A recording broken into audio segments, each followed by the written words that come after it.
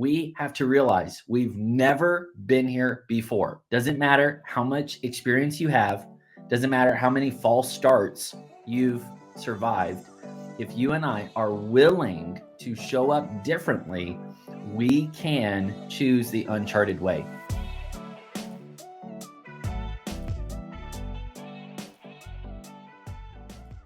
What is the uncharted way? Well, simply put, it's going beyond where you've ever been in your life. It's what you've always hoped for, but never quite achieved. And it's possible to get outside of your comfort zone in this year. You say, Peter, I've thought about it for a long time and I just never get there. Well, this is where those things change. This is your year to pioneer. I promise you, because you're going to have a new mindset and you're going to have the right skill sets to actually navigate and create the year and the life you've always hoped for. And if you and I are willing to choose the uncharted way, we are going to figure out how to get into the hopeful future this year. Not later, not another time, but this year. I want you to get clear on what you want to accomplish and what you want to take away from this 5-day challenge. What is your why? And so go ahead and write that in the chat. All right, Mark says, I want to have a different year than the year before. Absolutely. I think that sums it up for everyone. Now, how are you going to get there? How are you actually going to have a different year than any other year in your life? And this is what's so silly and backwards to me is most people say, well, habits, routines, and goals, right? We hear this song and verse over and over every year, every January. And so, yes, habits are important. Goals are important. Routines are important. But if it is not rooted in your future self, if it's not rooted in someone who is growing and becoming more on the inside, then it's not going to show up on the outside. So let's ask this question.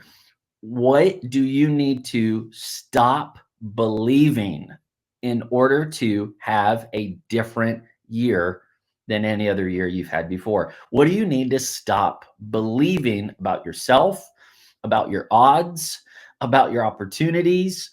What do you need to stop believing in order to cross the line from hesitation to activation in order to have a completely different year than any year you've had before? So many people, they think I have to initiate all of the changes in my life, but the reality is your life is already changing. You're probably going to move. You're probably going to need to pivot at some point. You're probably going to grow your family. Things are going to happen that you have to respond to. So changes are happening with and without your initiative, with and without your support. So it's not about you using willpower to do everything, right? But instead, it's about being prepared to take advantage of the opportunities and the changes that come at you this year. That's why we fall behind. It's because we have this plan of how we're going to make this the best year ever in our little controlled environment. And then we go out into the real world, which we cannot control. And then our plans plateau and we're not prepared to show up in that environment where things are uncharted, meaning there's no map, there's no plan for the life that is about to happen next. And we have had a front row seat at that story again and again for the past few years. We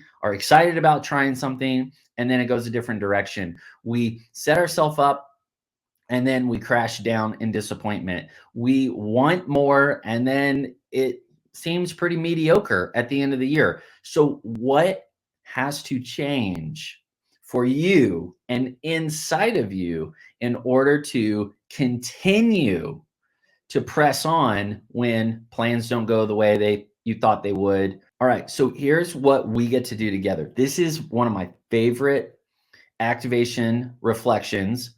And what I want you to do is get your phone out or a piece of paper, and I want you to summarize 2025 before it happens.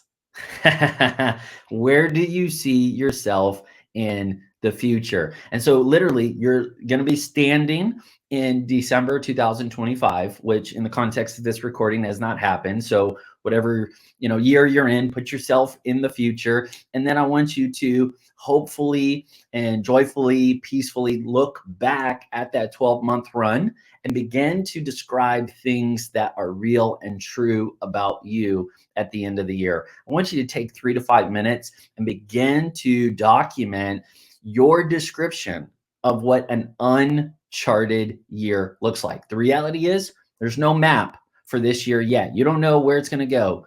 So instead of predicting what's going to happen, let's start preparing for the dreams that are already inside your heart. You get to make a map that you can wayfind with and workshop on until you see it happen. And I love this process. We're going to get back and talk about it in just a moment. This was the year I stopped dreaming about things and actually did them.